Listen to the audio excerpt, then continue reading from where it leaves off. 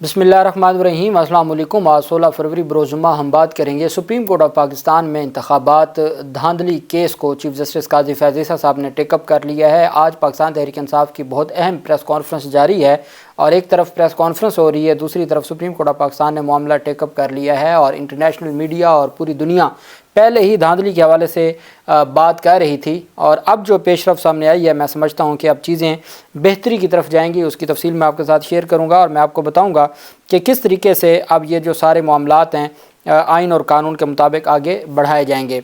सबसे पहले मैं आपको बताता चलूँ कि जस्टिस मज़ाहिर नकवी साहब, जस्टिस रिटायर्ड मज़ाहिर नकवी साहब की जो केस है सुप्रीम जुडिशल काउंसिल में, और उसमें कल जो समाअत हुई थी 7 गवाहान के बयानात कलम बंद कर लिए गए थे और जो वकील थे ख्वाजा हारिस साहब, जो मज़ाहिर नकवी साहब के वकील थे, उन्होंने बाकायदा तौर पर अपना वकालतनामा वापस ले लिया था कि मैं कानूनी तौर पर इस केस को अब डिफेंड नहीं कर सकता, चूँकि जिस दिन मैं रिटायर हुआ मेरे ख़िलाफ़ जो सुप्रीम जुडिशल काउंसिल की कार्रवाई है वो ख़त्म हो चुकी है। सुप्रीम जुडिशल काउंसिल मेरे ख़िलाफ़ कार्रवाई आगे नहीं बढ़ा सकता। शहर बानो केस सुप्रीम कोर्ट का फ़ैसला मौजूद है, सुप्रीम कोर्ट के फ़ैसले के होते हुए आप ये कार्रवाई आगे नहीं बढ़ा सकते, मैं इसमें पेश नहीं होना चाहता, और उसने अपना वकालतनामा वापस ले लिया था। सुप्रीम जुडिशल काउंसिल ने अपने तय काजी फैज़ ईसा साहब की सरबराही में कार्रवाई को जारी रखा। 7 गवाहान को कल बयानात कलम बंद किए, कुछ के आज बयानात कलम बंद किए, जबकि जस्टिस मज़ाहिर नकवी की जानिब से बाकायदा तौर पर एक ख़त लिखा गया है सेक्रेटरी सुप्रीम जुडिशल काउंसिल को, जो रजिस्ट्रार होता है सुप्रीम कोर्ट का, वो सेक्रेटरी होता है सुप्रीम जुडिशल काउंसिल का, उसको ख़त लिखा है मज़ाहिर नकवी साहब ने कि मैं जिस दिन मैंने इस्तीफ़ा दे दिया है, मेरे इस्तीफ़े के बाद जो आपने कार्रवाई जारी रखी हुई है ये गलत है, गैर कानूनी है, गैर आइनी है, इस वजह से मेरा इससे कोई कंसर्न नहीं है और मेरी इस पूरी की पूरी कार्रवाई में कोई मैं उसमें पेश नहीं होना चाहता, क्योंकि आप जो कार्रवाई जारी रखे हुए हैं ये गैर आइनी है और सुप्रीम कोर्ट ऑफ पाकिस्तान के फ़ैसलों के बरक्स है। पूरा एक बाकायदा तौर पर उनकी जानिब से ख़त लिखा गया।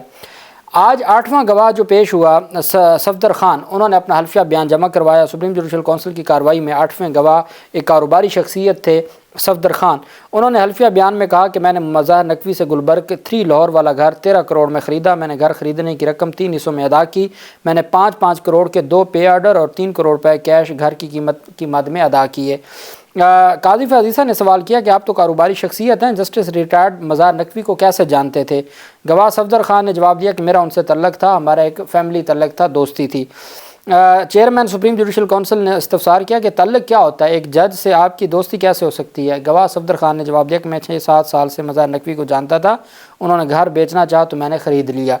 चेयरमैन सुप्रीम जुडिशल काउंसिल काजी फैज़ ईसा ने उनसे दरियाफ़्त किया कि आपका कारोबार क्या है, तो उसने कहा मैं प्रॉपर्टी की ख़रीद फ़रोख्त का कारोबार करता हूँ। मैंने घर ख़रीदने के बदले 5 करोड़ रुपये मज़ाहिर नकवी की तरफ से चौधरी शहबाज को दिए थे।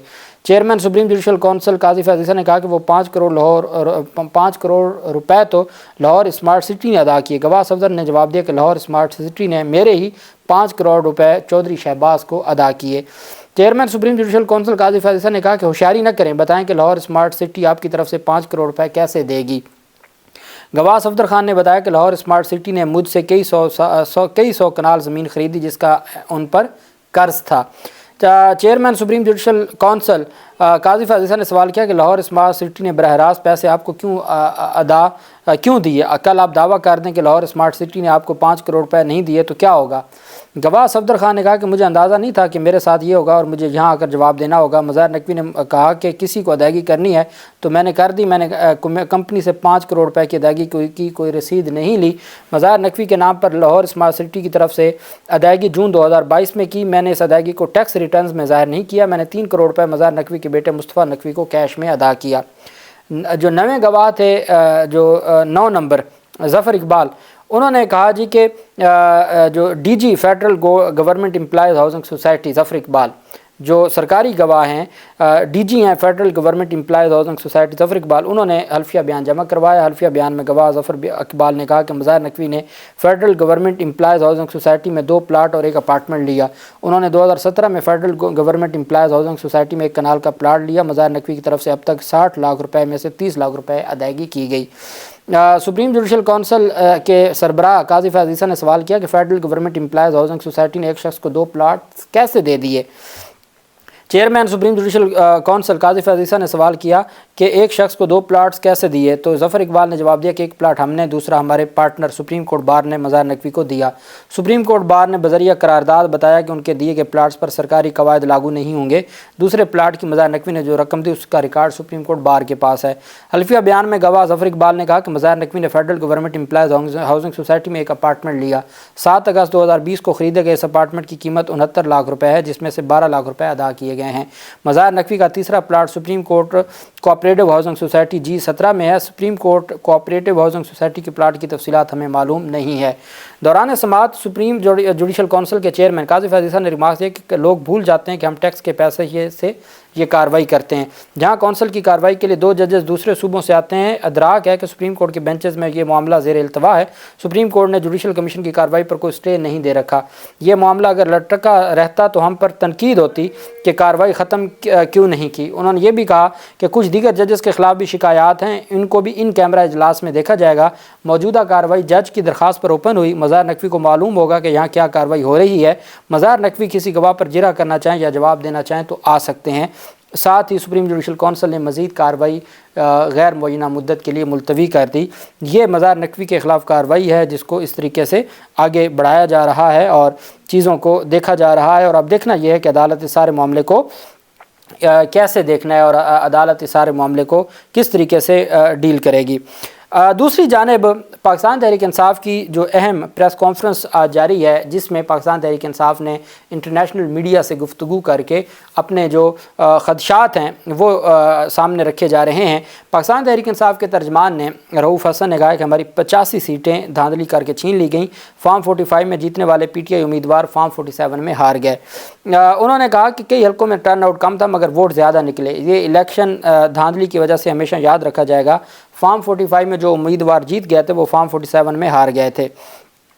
ساتھ ہی جو پی ٹی آئی رہنما شاندانہ گلزار نے دعویٰ کیا کہ پنجاب میں 155 نشستیں جیتیں، 55 دی گئیں، 100 نشستوں پر دھاندلی کی گئی اور ریحانہ ڈار رات تک جیت رہی تھیں اور ان کو دن میں ہرا دیا گیا۔ سلمان اکرم راجہ صاحب نے کہا کہ الیکشن میں دھاندلی کے خلاف ہیں، الیکشن میں دھاندلی کو روکنے کے لیے آواز بلند کر رہے ہیں۔ الیکشن مہم میں ہر روز ہمارے ورکرز کو اٹھایا جا رہا تھا، الیکشن مہم میں ہر روز ہمارے کارکنان کو گرفتار کیا جا رہا تھا۔ عوام نے 8 فروری کو بڑی تعداد میں پی ٹی آئی کو ووٹ دیا۔ سلمان اکرم راجہ صاحب نے کہا کہ ہم سے بلے کا نشان چھینا گیا۔ 8 فروری کو عوام نے بڑی تعداد میں ووٹ دیے۔ عوام نے تاریخی ووٹ دیا جس پر انہیں خراج تحسین پیش کرتے ہیں۔ جمہوریت پر کھلا حملہ کیا گیا۔ انہوں نے کہا کہ اگر جعلی نتیجے بنانے ہیں تو الیکشن کا کیا فائدہ؟ اپنے حلقے میں 1 لاکھ ووٹ سے جیت رہا تھا، عوام نے ہمارے امیدواروں کے انتخابی نتائج یاد رکھے اور ووٹ دیا۔ سلمان اکرم راجہ صاحب نے کہا کہ عام انتخابات سے پہلے بلے کا نشان چھینا گیا، عوام نے تاریخی ووٹ دیے، خراج تحسین پیش کرتے ہیں۔ الیکشن سے قبل پارٹی کا نشان لے کر عوام کو مشکل میں ڈالا گیا۔ انہوں نے کہا کہ پولنگ سٹیشن سے لے کر RO آفس تک دھاندلی کی مثال بنائی گئی۔ عوام نے ہمارے امیدواروں کے انتخابی نشانات یاد رکھ کر ووٹ دیے۔ الیکشن سے پہلے انتخابی نشان لے کر عوام کو مشکل میں ڈالا گیا۔ سلمان اکرم راجہ نے کہا کہ 8 فروری کو عوام نے ووٹ دیا، رات کے اندھیرے میں مینڈیٹ چوری کیا۔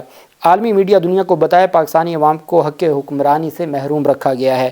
ان کا کہنا تھا کہ پی ٹی آئی نے عام انتخابات میں ریکارڈ ووٹ حاصل کیے، رات کی تاریکی میں مینڈیٹ چوری کیا گیا اور عالمی میڈیا دنیا کو بتائے پاکستانی عوام کے ساتھ کیا ہو رہا ہے۔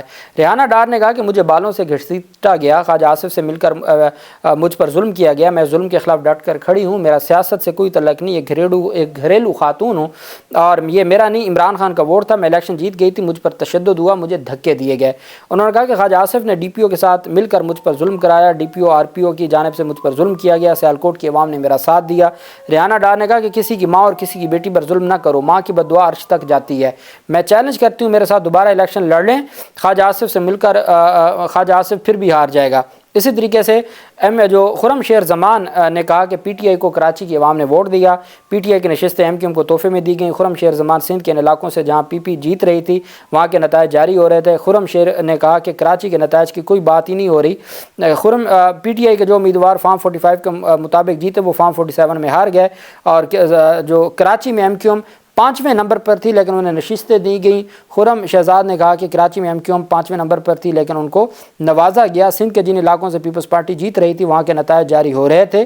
کراچی میں تباہی کی ذمہ دار MQM کو کراچی کی سیٹیں تحفے میں دی گئی ہیں۔ یہ پاکستان تحریک انصاف کی جانب سے ابھی بھی پریس کانفرنس جاری ہے، مختلف رہنما گفتگو کر رہے ہیں، اور ان کا جو معاملہ ہے وہ صرف یہ ہے کہ عدالتیں اس سارے معاملے کو دیکھیں اور عدالتوں سے ان کو ریلیف ملے، اور ساتھ وہ انٹرنیشنل میڈیا کو بھی آگاہ کر رہے ہیں۔ ساتھ ہی پاکستان تحریک انصاف کے جب پریس کانفرنس انٹرنیشنل میڈیا کے ساتھ جاری تھی تو عطا تارڑ اور مریم اورنگزیب بھی میڈیا سے گفتگو کر رہے تھے، ملک احمد خان نے بھی گفتگو کی، اس سے پہلے اون چودھری نے سلمان اکرم راجہ پر الزامات لگائے، تو یہ پورا ایک سلسلہ جاری رہا۔ سپریم کورٹ آف پاکستان میں 8 فروری 2024 کو ہونے والے عام انتخابات کالعدم قرار دینے کی درخواست کو ٹیک اپ کرتے ہوئے سماعت کے لیے مقرر کر دیا ہے۔ قاضی فیض عیسیٰ کی سربراہی میں 3 رکنی بینچ 19 فروری بروز پیر درخواست پر سماعت کرے گا۔ درخواست 4 روز قبل سپریم کورٹ میں دائر کی گئی تھی۔ درخواست علی خان نامی ایک شہری کی جانب سے دائر کی گئی، جس میں وفاقی حکومت اور الیکشن کمیشن کو فریق بنایا گیا تھا، اور اس میں استدعا کی گئی تھی کہ 8 فروری کو ہونے والے انتخابات کو کالعدم قرار دیا جائے اور 8 فروری کے انتخابات کے نتیجہ میں حکومت بننے کے عمل کو روکا جائے۔ درخواست میں کہا گیا تھا کہ عدلیہ کے زیر نگرانی 30 روز میں نئے انتخابات کروانے کا حکم دیا جائے اور دھاندلی، الیکشن فراڈ کی تحقیقات اور ذمہ داریوں کے خلاف کارروائی کے احکامات دیے جائیں۔ اب چونکہ پاکستان تحریک انصاف کل ہفتے کے دن دھاندلی سے متعلق احتجاج کرنے جا رہی ہے، پاکستان تحریک انصاف نے فضل الرحمان کی جماعت سے بھی ملاقات کی، آج جماعت اسلامی سے ملاقات بھی ان کی طے ہے، تحریک لبیک کے ساتھ ملاقات کریں گے۔ وہ تمام جماعتیں جو انتخابات میں دھاندلی کی بات کر رہی ہیں، پاکستان تحریک انصاف ان کے پاس جا رہی ہے اور ان سے استدعا کر رہی ہے کہ اس دھاندلی کی تحریک میں ہمارے ساتھ شامل ہوں، اور عوام کا جو مینڈیٹ ہے وہ عوام کو ملنا چاہیے اور عوام کو واپس دیا جائے۔ اب دیکھنا یہ ہے کہ ہمارے ہاں جس طریقے سے معاملات الیکشن کمیشن سے جاتے ہیں عدالتوں میں، عدالتوں سے پھر الیکشن کمیشن میں، یہ جو سلسلہ ایک جاری ہے، انتخابات جیسا معاملہ جہاں کروڑوں لوگوں کے ووٹ چوری ہونے کا معاملہ ہو، میں سمجھتا ہوں کہ چیزوں کو درست طریقے سے دیکھا جانا چاہیے اور جلد درست کرنا چاہیے، اور کسی بھی مزید نقصان کا، جمہوری نقصان کا متحمل نہیں ہو سکتا ہمارا ملک۔ اللہ پاک پاکستان کا حامی و ناصر ہو۔ بہت شکریہ۔ اللہ حافظ۔ پاکستان زندہ باد۔